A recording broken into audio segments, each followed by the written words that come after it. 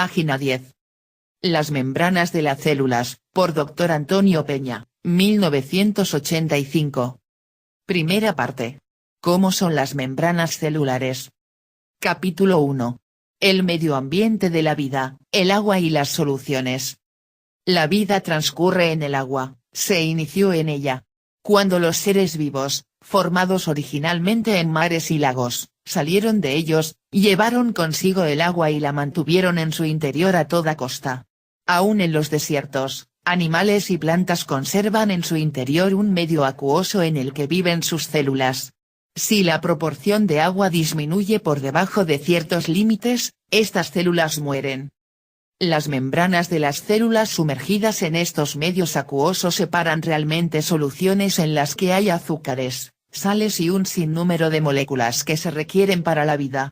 Las soluciones y el agua misma tienen funciones particulares que tienen mucho que ver con la estructura y la función de las membranas, por tanto es conveniente saber cómo están organizadas. Es muy importante entender, por ejemplo, cómo es que la membrana constituye una barrera efectiva entre diversas soluciones, que a fin de cuentas representan conjuntos de moléculas, y es interesante conocer las reglas más sencillas y generales que rigen su conducta y sus interrelaciones. Después de todo, las moléculas resultan de la combinación de átomos, y sus propiedades se explican mediante leyes simples de comportamiento que a su vez tienen origen en la distribución de los electrones de los átomos que se combinan para formularlas. Por esto es importante revisar primero las características generales de las uniones entre los átomos, partiendo de los diferentes tipos de valencias que existen. ¿Cómo son los átomos y moléculas?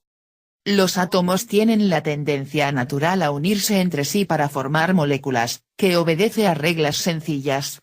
La valencia, o capacidad de combinación de los átomos, resulta de la necesidad que tienen los átomos de completar sus órbitas externas, perdiendo o ganando electrones, dependiendo de lo que les resulte más sencillo. Un átomo de hidrógeno, por ejemplo, tiene espacio en su órbita más externa para aceptar 2 electrones. Con frecuencia se une a otros átomos perdiendo el único electrón que posee, conservando un simple protón como núcleo. Aunque los protones no existen en forma libre, pues se asocian con otras moléculas como las del agua, en principio esta es la situación cuando reacciona, por ejemplo, el hidrógeno con el cloro. Pero también puede completar su órbita aceptando un electrón de otro átomo. Un átomo de oxígeno, que tiene 6 electrones en su órbita más externa, al combinarse con otros elementos completaría su órbita más externa con 2 más, por lo que suele unirse a otros tratando de completar esa órbita o nivel externo. De estas uniones, entre otras cosas, resultan distribuciones uniformes o desiguales de los electrones, que se traducen en la formación de sustancias que pueden tener o no cargas eléctricas, o cuando menos polos eléctricos que dan lugar a atracciones o repulsiones entre ellas, siguiendo la simple ley de los signos, cargas opuestas se atraen y cargas del mismo signo se repelen. En las moléculas grandes o en algunos grupos de ellas, estas atracciones y repulsiones pueden ser de extraordinaria importancia, pues con frecuencia son la razón y origen de estructuras de gran importancia. Uno de estos casos es el de las membranas biológicas. Enlaces iónicos. Uno de los casos de unión entre 2 átomos es el de elementos que se encuentran muy separados entre sí en la tabla periódica de los elementos, como puede ser el caso del sodio, Na, y el cloro, Cl, que están en lados opuestos de la tabla. Como se muestra en la figura 4, al Cl solo le falta un electrón en su órbita más externa para completarla con 8, como número máximo permitido. El caso del Na es el opuesto. Este átomo solo tiene un electrón en su última órbita, y la manera más simple de completarla consiste en deshacerse de ese solo electrón. Se trata pues de un comportamiento simple, porque para algunos es más fácil perder electrones que ganarlos. Está la tendencia de estos 2 elementos a completar así sus órbitas más externas, que la reacción entre ellos es extremadamente violenta. Como se muestra en la figura, al final de esa reacción resulta lo que se conoce como 2 iones, es decir, los 2 mismos átomos, pero con una carga neta cada uno que resulta de la pérdida o ganancia de un electrón, según el caso.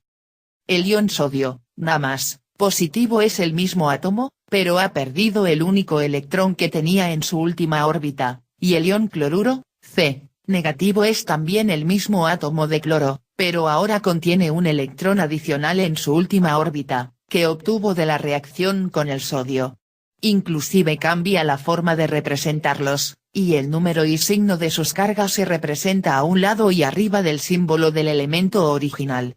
El enlace que ahora mantiene unidos a los dos átomos es el llamado enlace iónico, y no es otra cosa que la atracción resultante de la diferencia de signos en la carga de ambos. Aunque el Na+ positivo y el Cl negativo se encuentran firmemente unidos en los cristales de cloruro de sodio, NaCl, no lo están cuando se disuelven en el agua, porque hay una movilidad de intercambio constante entre los iones de signos contrarios que están en contacto unos con otros. Figura 4. En la unión del sodio, Na, con el cloro, Cl, el primero pierde un electrón que gana el segundo. El resultado es ion sodio, Na+ positivo, y el ion cloro, Cl, negativo, que se mantienen unidos por la diferencia de signos en su núcleo. Página 11.